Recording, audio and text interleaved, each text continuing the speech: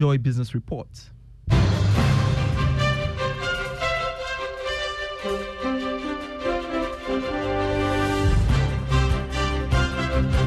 Coming up, Finance Minister Ken Ofori-Atta confident of securing the next tranche of funding from the International Monetary Fund in November. We have the details. And bulk oil distributors begin discussions with government to possibly resume participation in Gold for Oil program. Also in this bulletin, rating agency Fitch makes some positive remarks about Ghana's economy, stating that Bank of Ghana's monetary policy eased the cedi depreciation. We have details of these and more shortly.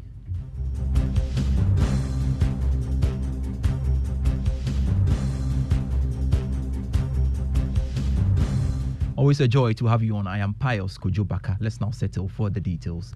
The Minister of Finance, Ken Ofori-Atta, is confident that government will secure a staff-level agreement for the next staff visit of the International Monetary Fund for the disbursement of the second tranche of the 3-year economic program with the Bretton Woods institution.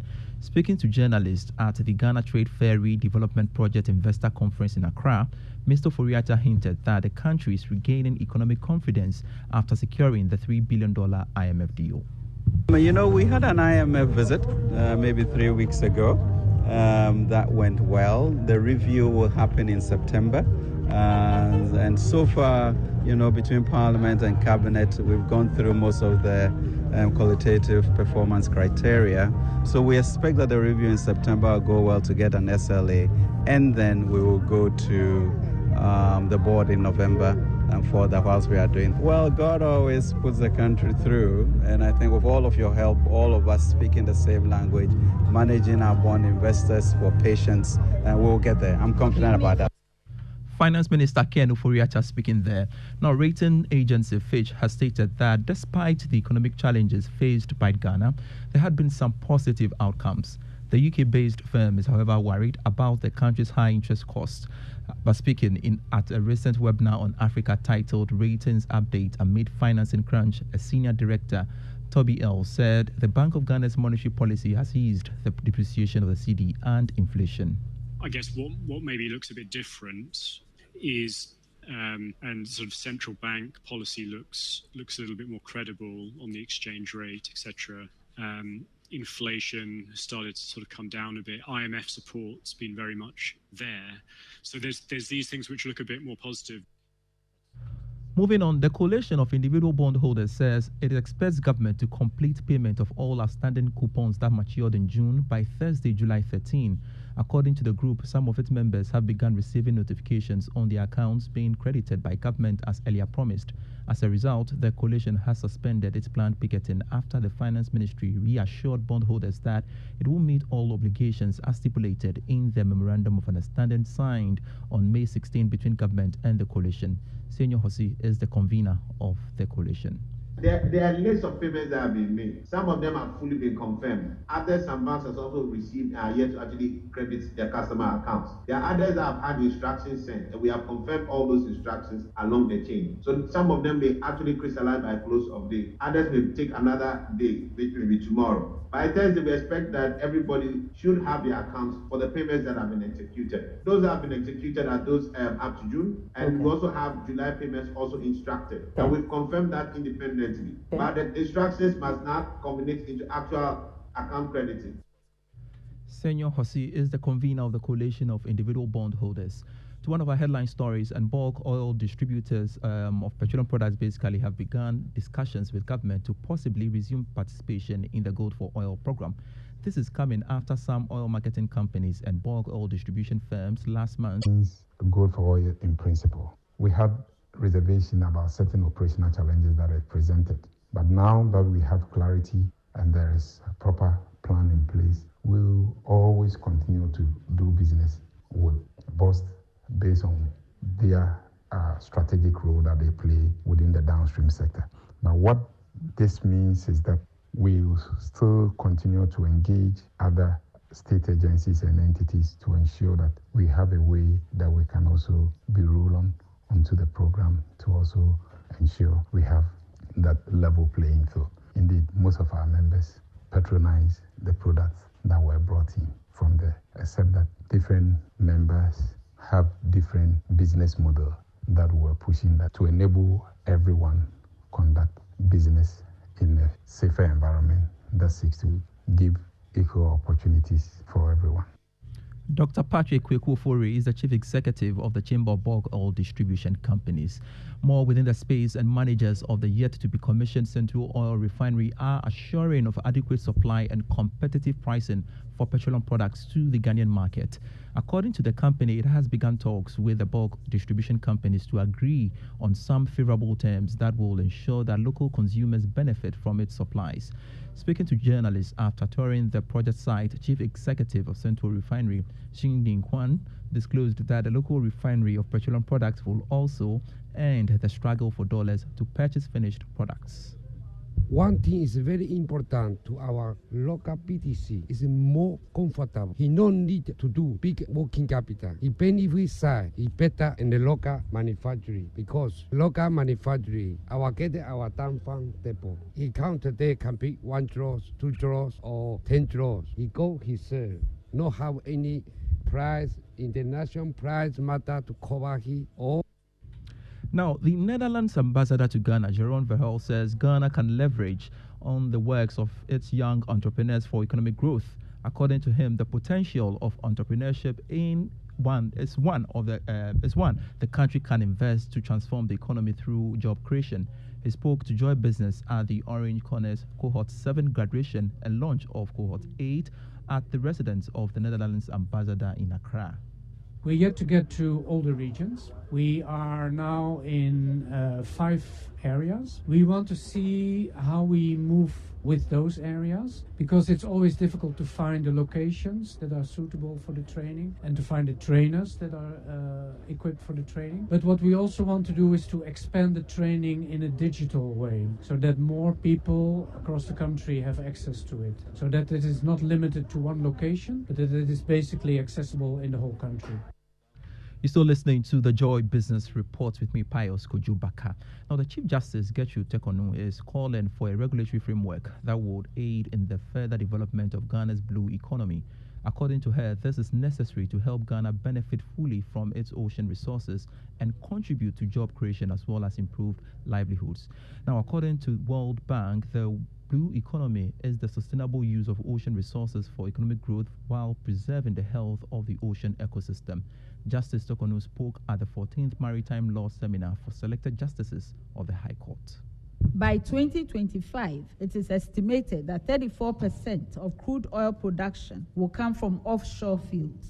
Aquaculture is the fastest growing food sector and provides about 50% of fish for human consumption. To efficiently address the challenges of Ghana's blue economy and thereby profit fully from it, we as a country must watchfully enforce the legal, regulatory, and institutional framework that govern the several sectors that it spans.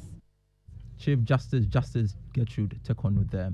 Now, for your pension tip on Money Lab, let's now hear from Kofi Pole, Chief Operations Officer of People's Pension Trust, has he details what to look out for when choosing a voluntary pension scheme.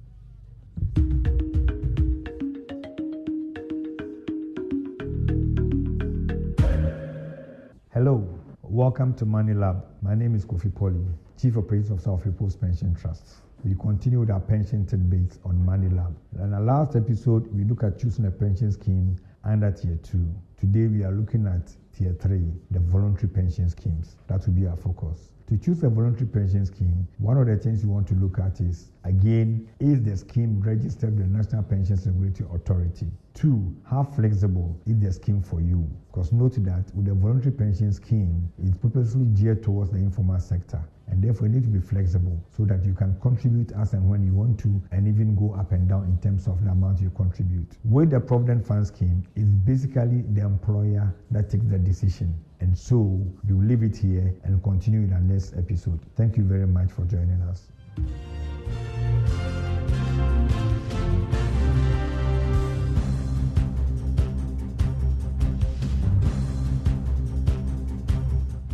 You heard Kofi Pole is the Chief Operations Officer of People's Pension Trust.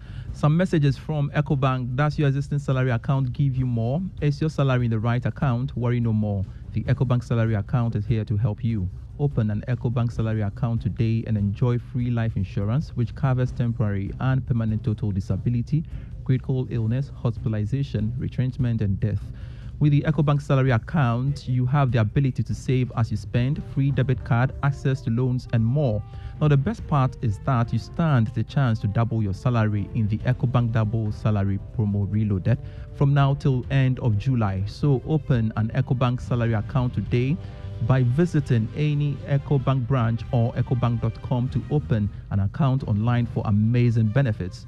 Please be aware of scammers. You may contact you on this offer. Always visit an EcoBank branch or EcoBank toll free on 0800 003 225 for further details on EcoBank salary account and EcoBank Double Salary Promo Reloaded. Terms and conditions apply. Let's now cross over to the launch of the campaign of Kwabena Japan, one of the presidential aspirant of the NPP. A time for a new dawn. It is pretty obvious that our country stands in the need of regeneration and renewal, and so does our party, the NPP. We need to usher in a new dawn of astute political leadership with a clear vision that inspires hope in the youth and rekindles the faith of all Ghanaians in our constitutional democracy. The country must heal from the chronic polarization that has become an ugly feature of our politics, even within political parties. Polarization is now at an all-time high, stridently divisive. The task ahead of Ghana in trying to reach sustained development is massive. We must all get our lines and prepare to join me on this inspired journey. We, the citizens of Ghana, in a true democracy, are the royals of our beloved country. We must rise and save this country from further decline. Ghana must rise to the heights it should easily be capable of. Our forebears, steeped in historical struggles for freedom, were right when they said in striking construction, Odishie ankwa, akwa jani. So Odishie ankwa, akwa jani. We must put the nation on a war footing, rolling up our sleeves, restoring the culture of hard work, meritocracy and professionalism back to the workplace. We must unite as a party, more generally as Ghanaians, to lift our country up and achieve our dreams by instilling a renewed sense of urgency, vitality, passion, and patriotism back into our body politic. This new dawn must necessarily include a social chapter that emphasizes the civic responsibilities of we, the citizens, too. In this new dawn, I envision a Ghana that is economically robust, resilient, fiscally responsible, socially cohesive, and fully accountable to the good people of Ghana. The new dawn is hinged on the following. 1, a lean, wholly downsized government, one that works efficiently, effectively to deliver to the aspirations and expectations of the Ghanaian people.